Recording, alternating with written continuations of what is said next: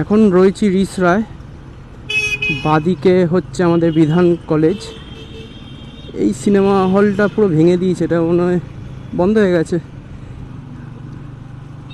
কি সিনেমা হলটার নামটা ভুলে যাচ্ছি। এই হচ্ছে আমাদের বিধান কলেজ, আমি গ্র্যাজুয়েশন এখান থেকেই করেছি। এটা হচ্ছে বিধান কলেজ, হ্যাঁ। আর ডান দিকে রিসরা গার্লস। এখন সোজা আমাদের কোন্নগর বাটা হয়ে বেরোতে হবে।